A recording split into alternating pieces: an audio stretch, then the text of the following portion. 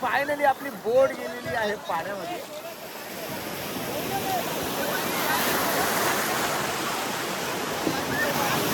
किती चांगलं दिसतंय बघा. हे आता मी घरी घेऊन जाणार आहे. हे आपल्या घरामध्ये शोपीस म्हणून काम करणार आहे आणि आपल्या घराची आणखी शोभा वाढवणार आहे.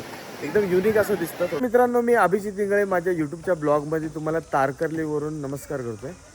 आणि मित्रांनो, आज आम्ही तारकर्लीला पोहोचलेलो आहोत. आज म्हणजे आम्ही कालच तारकर्लीला पोहोचलो. तुम्हाला सांगितलं आम्ही मालवणला पोहोचलो, पण आम्ही मालवणला राहिलो नाही, आम्ही तारकर्लीला राहायला आलो. आणि हा आमचा होमस्टे होता. आणि ही बघा अभिज्ञा पण तुम्हाला हाय करते. आणि आता आम्ही खूप सारी झोप काढून, म्हणजे आजचा दिवस आम्ही काही केलंच नव्हतं. पूर्ण मी सकाळपासून रात्रीपासून 11 वाजेपर्यंत झोपलो होतो. आणि मस्त जेवल्यानंतर पण परत झोपलो होतो. आपल्याला व्हिडिओ एडिट करायचे होते, सगळ्या काही गोष्टी होत्या. आणि आत्ता आम्ही चाललो आहे तारकर्लीला. आणि मी तुम्हाला सगळ्यांना तारकर्ली बीचला आज घेऊन जाणार आहे. तर तुम्ही सगळे तयार राहा आणि आपण भेटू पुन्हा तारकर्ली बीचवर. पण तारकर्ली बीचला पोहोचलो आहोत आणि तारकर्ली बीचचा नजारा बघा तुम्ही. पार्किंग वगैरे सगळी फुल आहे आणि आज पब्लिक वगैरे भरपूर जास्त आहे. आणि आपला दादा पण आला बघा. आणि आपली कंपनी जी आहे ती आता मागे चाललेली आहेत. आता आपण पण जाऊया आणि तारकर्ली बीचवर खूप सारा एन्जॉय करूया. ही गाडी आपण इथं पार्क केलेली आहे. सुरुवातीला बघा खूप सारी अशी दुकानं आहेत. आणि आरतने पण आपल्या गॉगल घेतलेला आहे. आणि किंमत ऐकाल तर हैराण व्हाल. बरोबर $100 त्यांनी गॉगल घेतलेला आहे. बरोबर. फायनली मित्रांनो, आपली वेटिंग संपलेली आहे आणि आता आपण जाऊ. तर आपल्याला आता थारा होत नाहीये. आपण जाऊ आता समुद्रावर लवकरात लवकर. आणि पळत पळत चाललेलो आहे. आम्ही तारकर्ली बीचला एवढे दिवस आम्ही राईड केली, परंतु एका पण बीचला जाऊन आम्ही आंघोळ केली नव्हती. आणि आता आम्ही जाऊन डायरेक्ट आंघोळ करणार आहे पाण्यामध्ये. आणि तो बघा समोरचा तुम्हाला जो दिसतोय तो सुप्रसिद्ध असा महाराष्ट्रातला तारकर्ली बीच.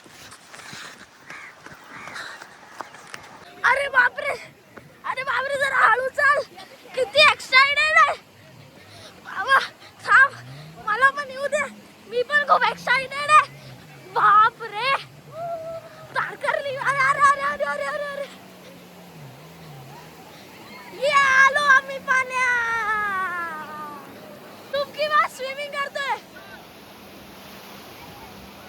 वाह, वाह, वाह, वाह, वाह, वाह, वाह.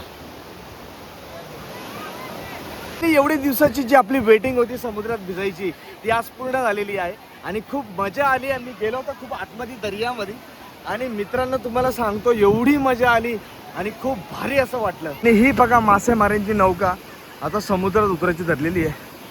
ढकलत आणली, तिकडं होती ती. पटकन मोबाईल चालू नाही करता आला, कारण मी समुद्रात होतो. पटकन मला दिसली म्हणून इकडं मी आलो. हे बघा, रेल्वेला जसे खाली रुळांच्या खाली जो सपोर्ट असतो ना, तेच सपोर्ट आहे इथं वापरलेला. आणि आता ढकलतील बघा. हे बघा, अशी करून ती दर्यात उतरायची धरले. आणि मासेमाऱ्यांची बोट आहे, कारण इथं जाळ्या बघा, मच्छीमारांच्या जाळ्या बघा. काका, ही मासेमाऱ्यांची बोट आहे ना. आणि एका बोटीला उतरण्यासाठी इकडून 1 2 3 4 5 6 आणि तिकडून पण बघा, तिकडून पण 10-12 जण लागलेली आहेत. आणि अशा प्रकारे ही जाईल बोट आता दर्यामध्ये. आणि नोटची फिनिशिंग बघा किती भारी आहे.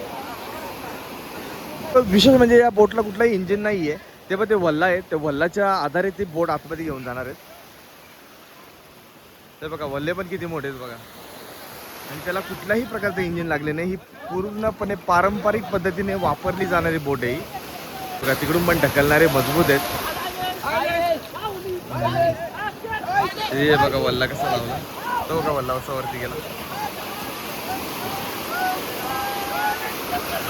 आणि आपण पण ढकलू दिला.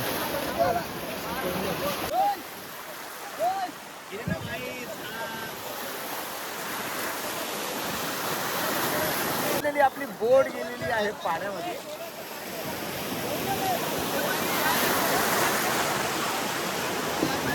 बघा, आपली बोट गेली आता पाण्यामध्ये. आणि आता भरपूर सारे मासे या जाळ्यामध्ये पकडून आणणार आहेत. भरपूर सारे कोळी बांधव पण चाललेत आतमध्ये. बोट पाहिजे तेवढं सोपं काम नाही मित्रांनो मच्छीमारी करणे. कारण ती बोटच जवळजवळ मला नाही वाटत 200-300 किलोची बोट असणार आहे. आणि ढकलायला एवढे माणसं आहेत आणि पाण्यात ढकलणं एवढं सोपं नाही आहे. तिला तो खाली बांबूंचा खाली सपोर्ट टाकायला लागतो आणि त्याच्यावरती घसरत पुढे जाते आणि ढकलावी लागते. ती बघा अखेर आतमध्ये गेली आणि फायनली आपण सक्सेस झालेलो आहेत. आता ही बोट नक्कीच मासे पकडून येणार. आणि ते पण भरपूर सारे. बघा अमंतीचा आणि अभिज्ञाची कामं चालू झालेली आहेत. आता त्यांनी स्वतःला जलपरी करण्याचा विचार केलेला आहे. आणि इथं आपण जो आहे तो पराचा शेप देणार हिच्या पायाला आणि मग हिला समुद्रामध्ये उतरवणार आहेत. बघा प्रोसिजर तर आपली सुरू झालेली आहे. आणि इकडे अमंतीचं वेगळंच काय चाललंय. आता ही काय इंजिनियर होते का काय होते, घर बांधते काय मला समजत नाही. इथं वाळूचं खतरनाक कामं चालू आहे त्यांची.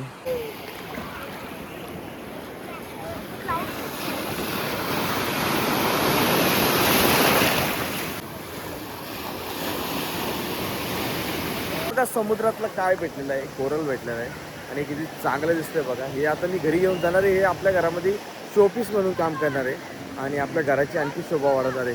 एकदम युनिक असं दिसतं. थोडंसं तर पुढे गेलो होतो मी चालत या साईडला आणि तिथं आपल्याला भेटलं खूप छान असा. आणि आता गर्दी बघा वाढतच चालली आहे बीचवर.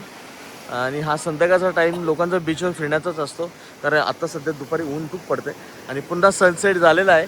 आणि त्याचा प्रकाश बघा, जे सूर्याची किरणं परावृत्त झालेली आहेत ते कशी पडलेली आहे, त्याच्यामुळं आकाश किती भारी दिसतंय आणि एकदमच सुंदर असा व्ह्यू आहे या बीचचा. आणि या बीचचा जो वेव आहे तो मला बागा बीच सारखा वाटतो गोव्याचा. म्हणजे गोव्याला बागा बीचवर जशी मजा येते तशी या तारकर्ली बीचवर मजा येते. आणि इथं बघाल तुम्ही, इथं स्पोर्ट्स कुठल्या स्पोर्ट्स असतो इथं जर तुम्ही बघाल तर इथं भरपूर साऱ्या ॲक्टिव्हिटीज केल्या जातात. हे बघ बनाना राईड आहे, बरेचसा राईड अजून सुरू झालं नाही आणि लांबपर्यंत तिकडे सुद्धा राईड चालू आहेत. तर अभिज्ञाची किती मजा चालू आहे बघा. हे बघा इथे एकदम मजा करतायत. आणि इकडे आराधना आणि सोनिया सुद्धा यांची सुद्धा खूप सारा एन्जॉय चालू आहे. कारण बरेच दिवसांची ट्रिप आपली होती ही, पण समुद्रामध्ये भिजल्यानंतर खूप सारे बीचेस आले होते.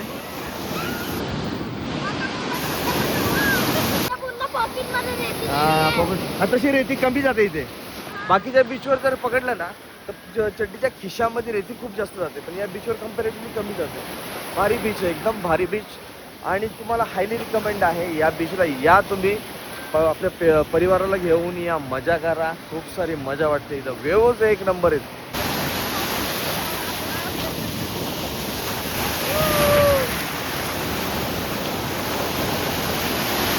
जास्त बघून घ्या. आणि हे आहेत पापलेट फ्राय. अच्छा सुरमई फ्राय. हे असं चुकीची इन्फॉर्मेशन